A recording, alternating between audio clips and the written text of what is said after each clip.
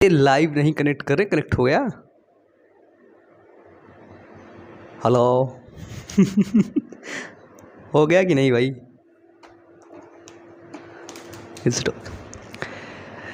Hello दोस्तों, नमस्कार। कैसे हो आप लोग और कैसी चल रही है आपकी पढ़ाई? नीचे कमेंट बॉक्स में प्लीज और प्लीज कमेंट करके जरूर जरूर बता दीजिएगा। इसलिए बोलता हूँ ताकि बता दोगे तो मुझे भी पता चलेगा ना कैसी चल रही है। अगर अच्छी चल रही है तो मैं उसे और अच्छी करने का प्रयास करूंगा, यदि गंदी चल रही है तो उसको और अच्छा करने का प्रयास करूंगा। मैं करूंगा भैया, मैं करूंगा मैं। ठीक है, आज हम लोग पढ़ने वाले वंशागति एवं विविधता के सिद्धांत, क्लास 12th बायोलॉजी, चैप्टर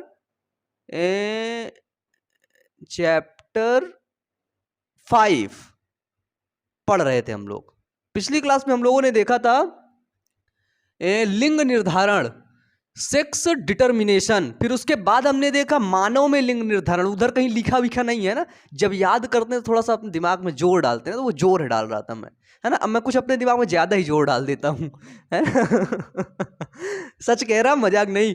तो हम लोग इसके पहले हम लोगों ने पढ़ा था सेक्स डिटर्मिनेशन इन ह्यूमंस। ठीक है, आज हम लोग फिर पढ़ेंगे सेक्स डिटर्मिनेशन। आज का इंपॉर्टेंट टॉपिक है हमारा जो है मधुप में लिंग निर्धारण पढ़ेंगे, मधुमक्खी में, ठीक है, हनी बी में। और आपका जो है पढ़ेंगे जो है उत्परिवर्तन, म्यूटेशन। ठीक है, उससे पहले हम लोग सेक्स डिटर्मिनेशन जैसे हमने ह्यूमंस में पढ़ा था वैसे आज हम देख लेते हैं। एक्स ओ प्रकार का एक सेक्स डिटर्मिनेशन होता है, एक होता है जो है जेड डब्ल्यू प्रकार का। ठीक है, तो उन दोनों को हम पहले देख लेते हैं। तो हम आज देखेंगे सबसे पहले एक्स एक्स और एक्स ओ प्रकार का लिंग निर्धारण। ठीक है, एक्स एक्स और एक्स ओ प्रकार का ये लिंग निर्धारण अधिकतर जो है कीटों में देखने को मिलता है। किसमें? कीटों में, इंसेक्ट्स में। ये जो लिंग निर्धारण होता है एक्स एक्स और एक्स ओ प्रकार का, वो देखने को मिलता है। ठीक है, इसमें बेसिकली होता क्या है कि जो मेल होता है वो एक्स ओ होता है, और जो फीमेल होती है यानी कि मादा होती है वो एक्स एक्स होती है। ठीक है, क्या होता है कि जो नर होता है वो यक्स ओ होता है और मादा होती है यक्स यक्स। ठीक है, यानी कि मादा के गुणसूत्र क्या होते हैं? समयुग्मजी होंगे कि विषम युग्मजी होंगे? बताइए। अब ये जो है आपको बताना है कि बताइए मादा के जो गुणसूत्र हैं वो समयुग्मजी होंगे या फिर विषम युग्मजी होंगे? आपका जवाब है भैया समयुग्मजी होंगे, बिल्कुल सही बोल दिए। ठीक है, अब इसमें क्या होता है? इसमें युग्मक जनन होता है, यानी कि इसमें होगा अर्धसूत्री विभाजन। कौन सा विभाजन? तो वो होगा अर्धसूत्री विभाजन। अर्धसूत्री विभाजन से कट करो, यक्स इधर आया, ओ इधर चला गया। ठीक है, ओ मतलब ओ, है ना, एक्स इधर आया, एक्स इधर आया। ठीक है, अगर देखो, कुछ जल्दी पढ़ा रहा हूँ क्या? जल्दी जल्दी पढ़ा रहा हूँ क्या मैं? और धीरे पढ़ाऊँ?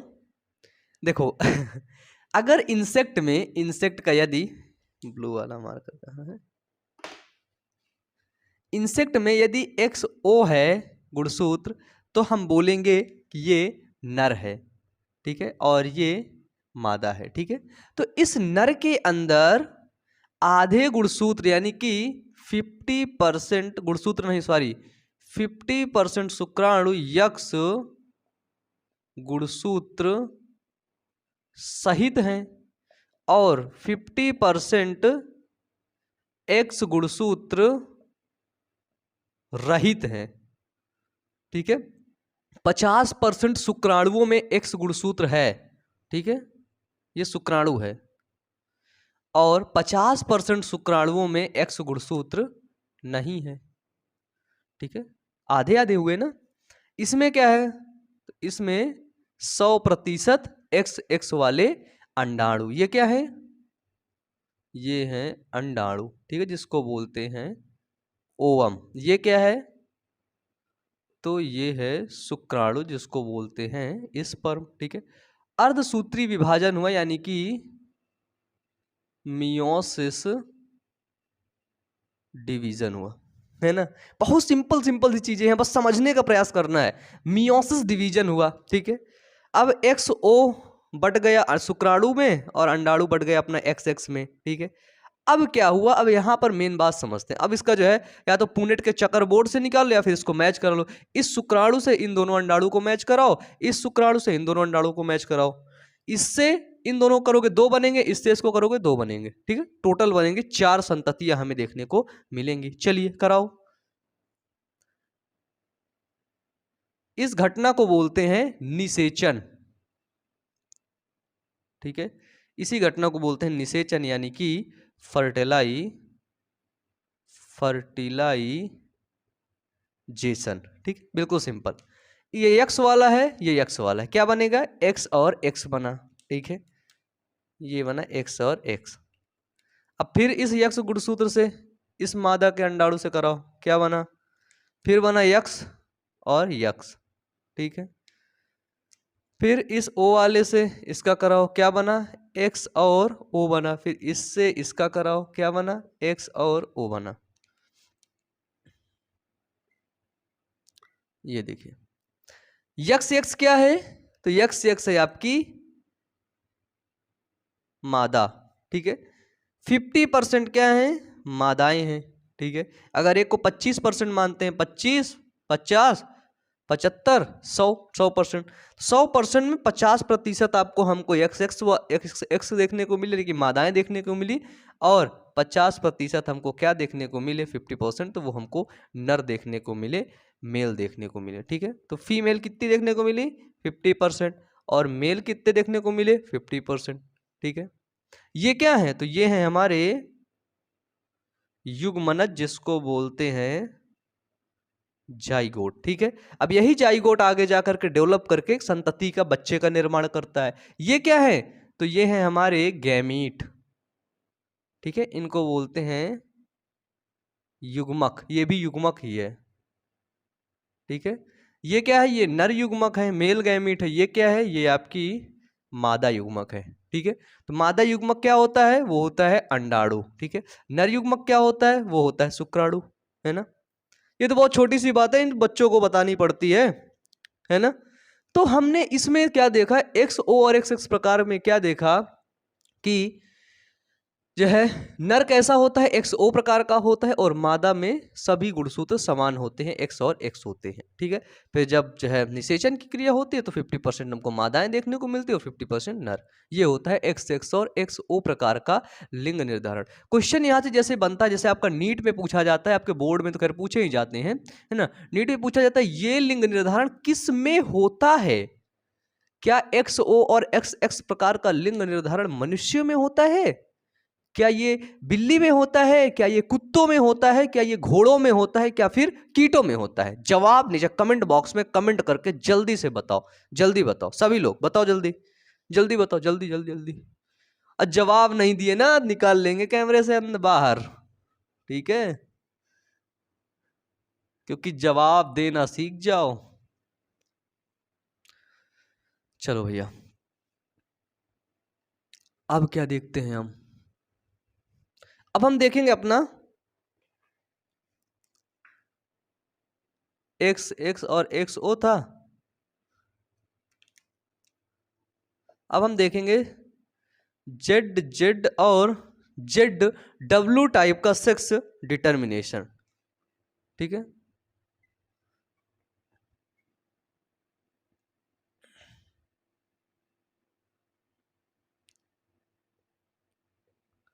ये किस प्रकार से होता है, तो इसमें जो Z होता है ना, Z ये हेट्रोगैमी को दर्शाता है, विषम युग्मता को दर्शाता है।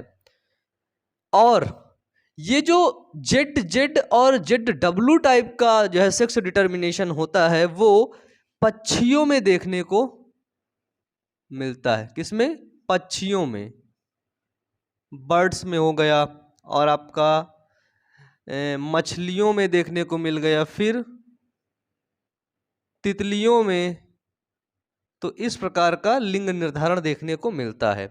इसमें बेसिकली होता क्या है, तो इसमें जो मादा होती है वो विषम युग्मकी होती, विषम युग्मजी होती है, ठीक है। हेट्रोजाइगस होती है मादा, ठीक है।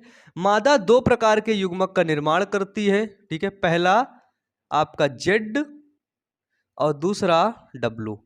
और इसमें नर क्या होता है? नर नर होता है इसमें समयुग्मकी, ठीक है, समयुग्मजी, जिसको बोलते हैं होमोजाइगस। इसको क्या बोलते हैं? इसको बोलते हैं हेट्रोजाइगस, होमोजाइगस, ठीक है। समयुग्मजी में दोनों नर क्या करते हैं? समान युग्मक उत्पन्न करते हैं, जेड और जेड। बस इतनी सी सामान्य सी बात थी। और बताइए इसका आप किरण आरेख निकाल सकते हैं कि नहीं? बोलिए, इसका आप किरण आरेख निकाल सकते हैं कि नहीं? किरण आरेख कैसे निकालना होता है? बिल्कुल सिंपल है, समझना। पहले समझ तो गए होगे, फिर से समझ लो। नर बोला मैंने, लिखो इधर मेल। फिर मैंने बोला मादा, फिर तुमने लिखा फीमेल। मैंने क्या बोला? मैंने बोला नर जो है वो समयुग्मजी है, ठीक है, समयुग्मकी है, ठीक है। तो हमने यहाँ पे लिख दिया नर क्या है? समयुग्मकी। गुणसूत्रों की संख्या कितनी है? जेड और जेड। मादा क्या है? विषम युग्मकी है, जेड और डब्लू। अब इसमें क्या हुआ? इसमें मियोसिस डिवीजन हुआ, है ना, अर्धसूत्री विभाजन। जब अर्धसूत्री विभाजन हुआ तो ये अपना अलग हुआ, जेड यहां आया, जेड अलग हुआ, जेड यहां आया, डब्लू यहां हुआ, ठीक है। तो नर के युग्मक दोनों समान थे। अच्छा, एक क्वेश्चन इसमें यह है कि जो जेड जेड और जेड डब्लू टाइप का जो सेक्स डिटर्मिनेशन होता है, इसमें जो संतति है वो नर पैदा होगी या फिर मादा पैदा होगी, ये किस पर डिपेंड करता है?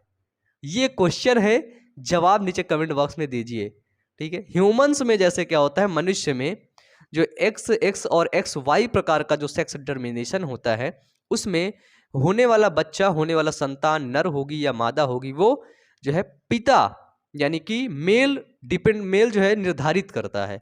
इसमें कौन निर्धारित करेगा ये बताना है, ठीक है। चलिए अब इनको मिला दीजिए भैया, सिंपल सिंपल से।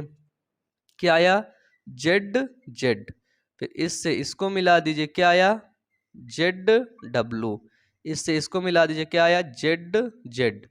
इससे इसको मिला दीजिए, क्या आया? जेड डब्लू, ठीक है। ये क्या है? ये है हमारा नर, हमारा मतलब जो हम निकाल रहे थे उसका, ठीक है। और ये क्या है? ये है हमारी मादाएं। तो यहाँ पे हमको क्या देखने को मिला? 50% हमको नर देखने को मिले और 50% हमको मादा देखने को मिले, ठीक है। ये हुआ आपका जेड जेड और जेड डब्लू टाइप का सेक्स डिटर्मिनेशन, जो कि किसमें ज़्यादातर देखने को मिलता है? ये आपको देखने को मिलता है पक्षियों में, ठीक है। चलिए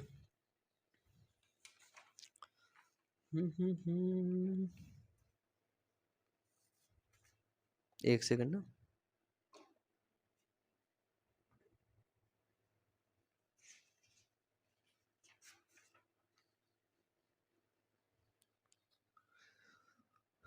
बताइए, क्लियर है? ऐसे ही किरण आरेख निकाले जाते हैं। आपको किसी का भी किरण आरेख दे दिया जाएगा, जैसे ब्लड ग्रुप का किरण आरेख दे दिया गया, आपको बता दिया गया युग्मक कैसे बनते हैं, तो आपने युग्मक बना करके किरण आरेख को निकाल लिया। मिटा दें? बताइए, मिटा देना भैया? हाँ भाई, आपसे पूछना पड़ता है, आप लोगों से बहुत डरता हूं मैं।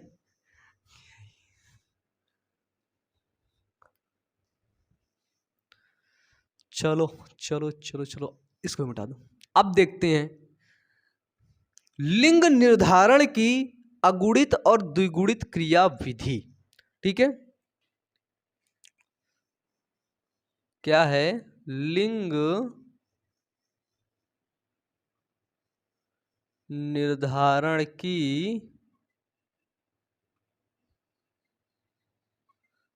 अगुणित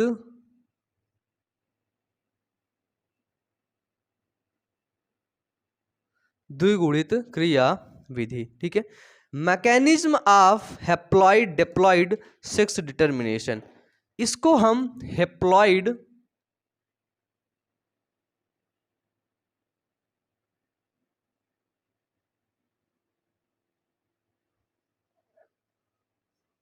हैप्लॉइड डिप्लॉइड सेक्स डिटर्मिनेशन के नाम से भी जानते हैं। और ये प्रायः मधुमक्खियों में, ठीक है, किसमें, मधुमक्खी में, बर्र जानते हैं, बर्र,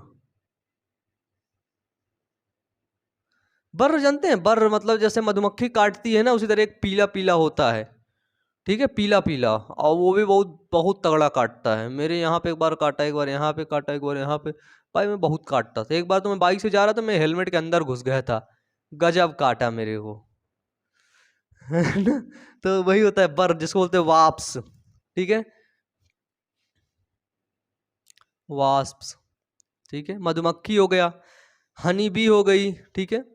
यानी कि देखा जाए तो द्विगुणित, अगुणित और द्विगुणित सेक्स डिटर्मिनेशन उन्हीं जीवों में होता है जो समूह बना करके रहते हैं, जो कॉलोनियल रहते हैं, ठीक है, कॉलोनी बना के। जैसे बर्र है वो भी कॉलोनी बना के रह रहा है अपना, मधुमक्खी है वो भी कॉलोनी बना के, चींटी वो भी कॉलोनी बना के रहती है। तो ऐसा जो सेक्स डिटर्मिनेशन है वो वैसे ही जीवों में देखने को मिला है जो कॉलोनी बना के, यानी समूह बना करके रहते हैं, ठीक है। अब इसमें जो है समझने वाली क्या बात है, देखिए ये इंपॉर्टेंट है, आपके एनसीईआरटी में है, पेज खोल लीजिएगा, ठीक है, एनसीईआरटी पेज नंबर 96। चलिए इसमें क्या होता है, जैसे हम अब देखेंगे इसमें मधुमक्खी में, मधुप में लिंग निर्धारण,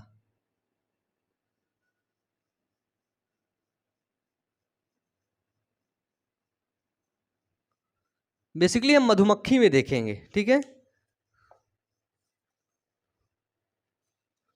मधुप में लिंग निर्धारण, sex determination in human, sorry honey bee, ठीक है। मधुप में, मधुमक्खी में तीन प्रकार के, मधुमक्खी की कॉलोनी है एक, ये है कॉलोनी, ठीक है। इस कॉलोनी में तीन प्रकार के लोग रहते हैं, हाँ तीन प्रकार के लोग रहते हैं, ठीक है। ए नंबर, सबसे पहले ए नंबर को देखते हैं कौन है। ए नंबर, इसमें रहती है आपकी रानी मक्खी,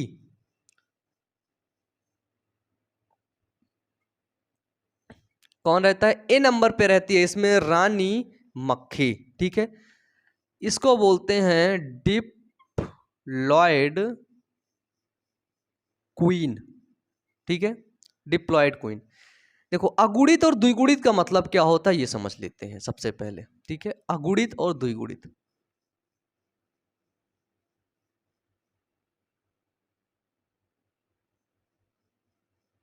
अगुणित का मतलब होता है यन, जैसे किसी के अंदर 32 गुणसूत्र हैं, कितने, 32, ठीक है, तो 32 का आधा कितना होगा, 16, ठीक है, कितना होगा, 16। तो अगर यन बोल रहा है मतलब 16 की बात कर रहा है, आधे गुणसूत्र की बात कर रहा है। अगर 2n बोल रहा है तो 16 और 16 यानी कि 32 गुणसूत्र की बात कर रहा है। जब क्रोमोसोम गुणसूत्रों की संख्या पूरी होती है तो उसको बोलते हैं 2n, और अगर गुणसूत्रों की संख्या आधी होती है तो उसको बोलते हैं यन, ठीक है। तो इसमें क्या है, रानी मक्खी क्या है कि रानी मक्खी द्विगुणित होती है, ठीक है। बोलोगे भैया अगुणित भी कोई होता है क्या, होता है जी, होता है। द्विगुणित, अगुणित और द्विगुणित जो लिंग निर्धारण होता है इसमें होता है, इसमें अगुणित भी होता है, ठीक है। तो रानी मक्खी क्या होती है, रानी मक्खी द्विगुणित होती है, ठीक है। अगर देखा जाए मधुमक्खी में, ठीक है, क्या होता है कि मधुमक्खी में गुणसूत्र कितने पाए जाते हैं, तो मधुमक्खी में 32 गुणसूत्र पाए जाते हैं, कितने, 32। और रानी मक्खी के अंदर कितने गुणसूत्र होंगे, तो वो होंगे 32 गुणसूत्र, ठीक है, कितने होंगे, 32 गुणसूत्र। अब रानी मक्खी होती है आपकी द्विगुणित, ठीक है। ये क्या होती है बेसिकली, रानी मक्खी जानते हो आप, मादा होगी, फीमेल होगी, ठीक है। ये निषेचित अंडे से विकसित होती है रानी मक्खी। रानी मक्खी का जन्म कैसे होता है, तो वो होता है निषेचित अंडे से,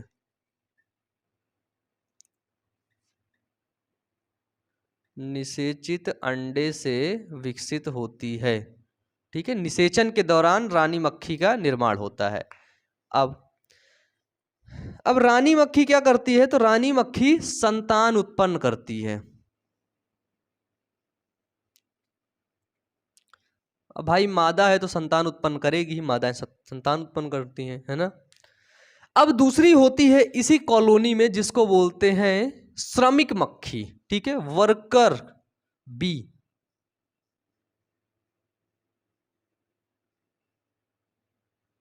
श्रमिक मक्खी, ठीक है,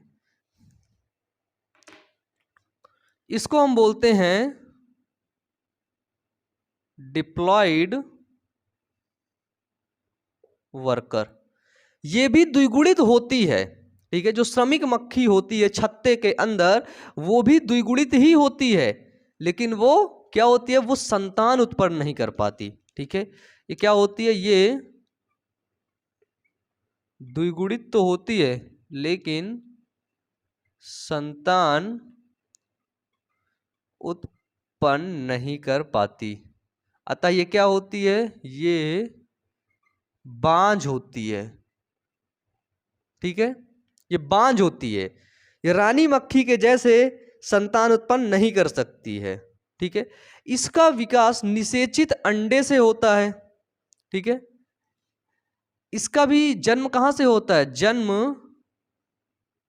निषेचित, इसका जन्म निषेचित अंडे से ही होता है, लेकिन इसमें एक चीज और होता है, लेकिन इसके जो जननांग होते हैं वो अल्प विकसित होते हैं, लेकिन जननांग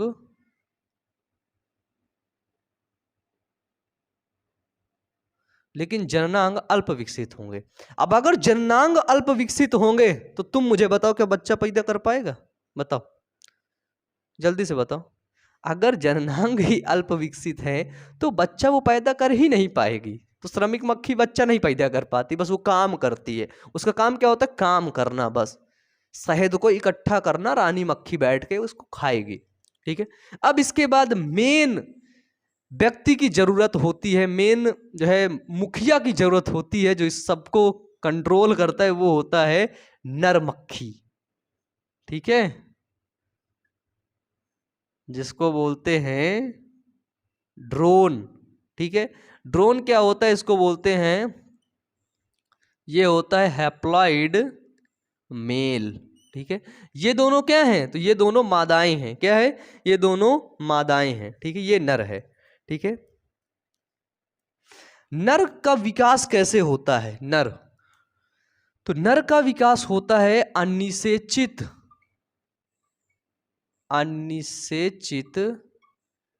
अंडे से विकसित होता है, कौन, नर, ठीक है। अनिषेचित अंडे से कौन विकसित होता है, नर, और उसको क्या बोलते हैं, उस क्रिया को क्या बोलते हैं, उस क्रिया को बोलते हैं अनिषेचक जनन, अनिषेक जनन या फिर अनिषेचक जनन, अनिषेक जनन, उसको बोलते हैं पार्थिनोजेनेसिस, ठीक है। तो नर का विकास यानी कि ड्रोन का विकास कैसे होता है, तो ड्रोन का विकास होता है पार्थिनोजेनेसिस के द्वारा, बिना निषेचन के, ठीक है। अनिषेचित अंडे से विकसित होता है, यानी कि नर का विकास बिना निषेचन के ही होता है। अब निषेचन की क्रिया हो चाहे ना हो, नर का विकास हो जाएगा, तो इसलिए रानी मक्खी कभी भी नर का विकास कर देगी, है ना, नर को पैदा कर देगी, ठीक है। लेकिन उसको श्रमिक मक्खी और रानी मक्खी बनाने के लिए तो उसको क्या करना पड़ेगा, निषेचन करना पड़ेगा। निषेचन के लिए किसकी जरूरत पड़ेगी, नर मक्खी की। नर क्या होता है, तो नर होता है अगुणित, इसके अंदर क्रोमोसोम कितने होते हैं, इसके अंदर 16 गुणसूत्र होते हैं, ठीक है। नर में गुणसूत्रों की संख्या क्या होती है, आधी होती है, ठीक है। इसमें लिख लीजिएगा कि नर में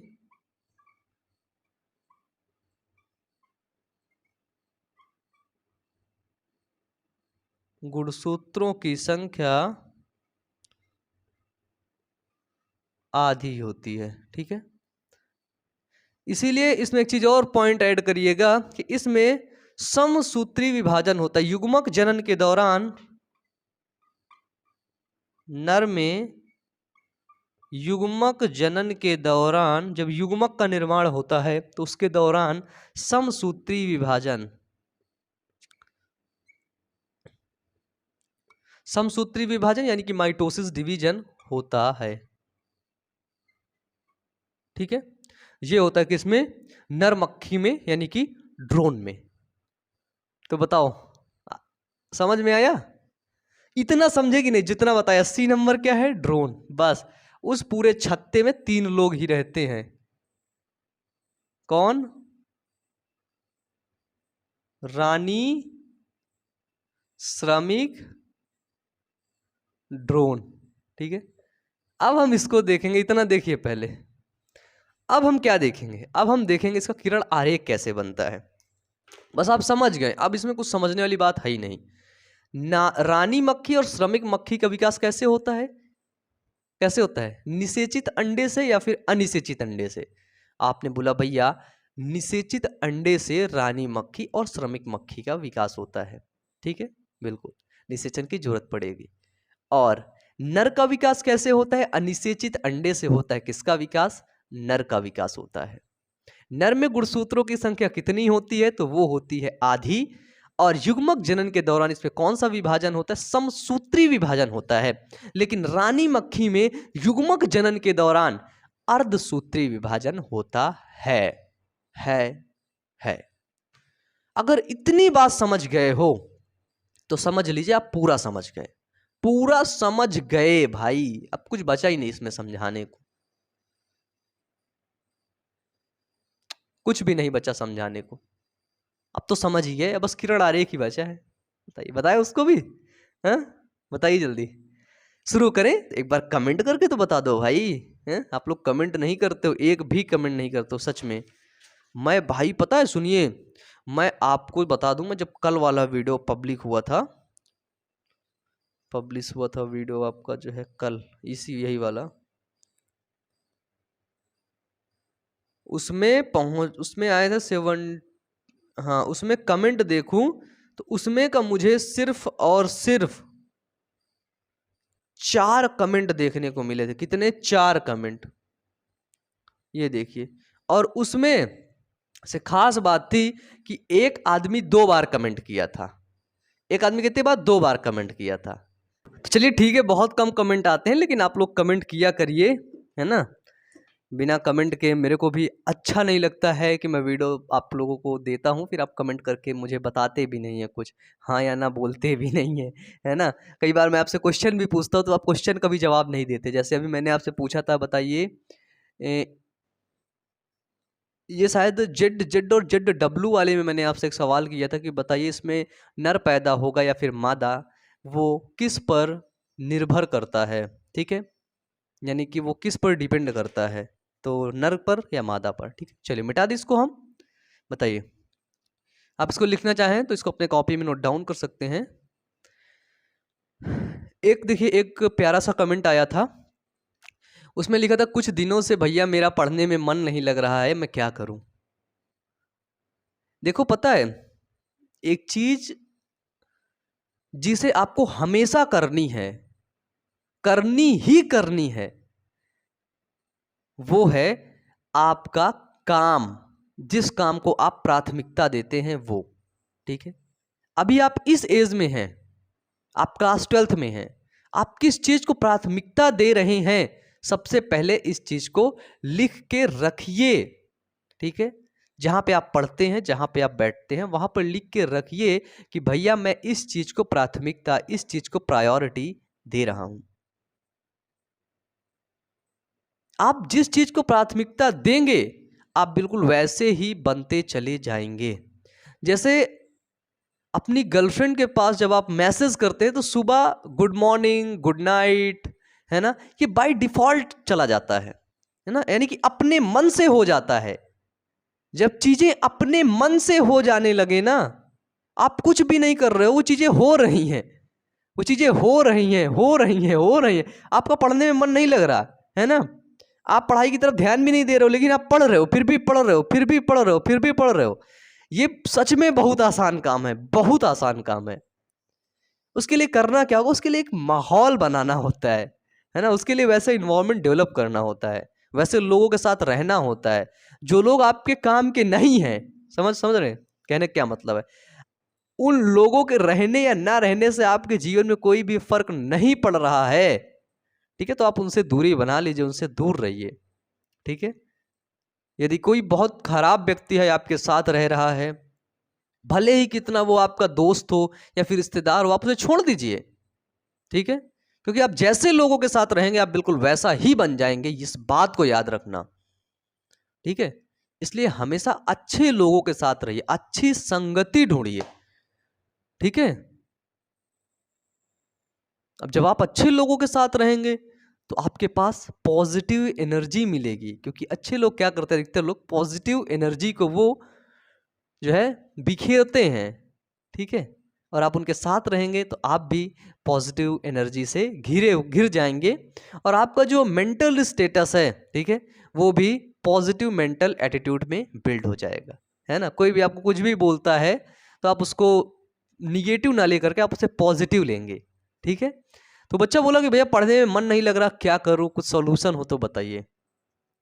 तो भाई देखो, सॉल्यूशन तो कुछ नहीं है ना। क्या होता है मन, और ये मन कहाँ लग रहा है और क्यों लग रहा है, सबसे पहले आप इस चीज को समझिए, और फिर देखिए कि आपका जहां मन लग रहा है क्या वो काम सही है, क्या वो काम आपके लिए बेहतर है, क्या वो काम आपको बेहतर बना रहा है, आपको बेहतर इंसान बना रहा है, क्या वो आपके जीवन में कुछ वैल्यू ऐड कर रहा है। यदि वो ऐसा कर रहा है तो आप उसी काम को करिए, और यदि नहीं कर रहा है तो उसको छोड़ करके प्रश्न करिए अपने दिमाग से, प्रश्न करिए अपने माइंड से, बोलिए कि कैसे मैं प्रोडक्टिव बनूंगा, कैसे मेरे पास नॉलेज आएगी, फिर ये आपको जवाब देगा और उसी जवाब के अकॉर्डिंग आपको चलना होगा, ठीक है। तो अब आप समझदार हैं और अब आप इतना कुछ करेंगे, ठीक है। चलिए मिटा दे इसको अब हम।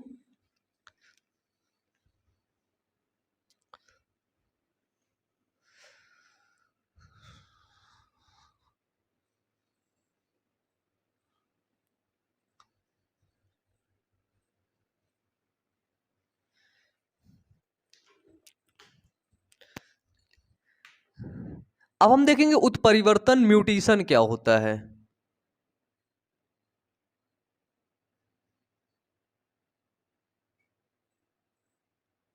म्यूटेशन, उत्परिवर्तन क्या होता है। डीएनए जो होता है ना, उत्परिवर्तन, उत्परिवर्तन यानी कि कुछ परिवर्तन हो रहा है, ठीक है।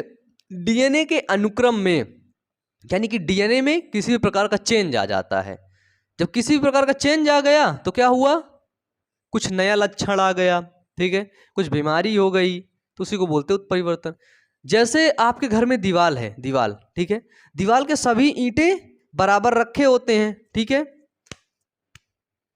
ऐसे करके बराबर बराबर। अगर एक ईंटा ऐसे रख गया तो क्या हुआ, दीवार तो पूरी ऐसे दिखेगी लेकिन वो ईंटा आपको ऐसे दिखेगा, दिखेगा ना, चेंज हो गया ना, बताइए हो गया ना। इसी को बोलते हैं उत्परिवर्तन। अब मनुष्यों के अंदर, वो तो दीवार में ईंटों की बात कर रहे थे, मनुष्यों के अंदर जो लक्षण निर्धारित करता है वो कौन करता है, डीएनए करता है। डीएनए का एक छोटा सा पार्ट होता है जीन, जीन में लिखा होता है लक्षण, ठीक है।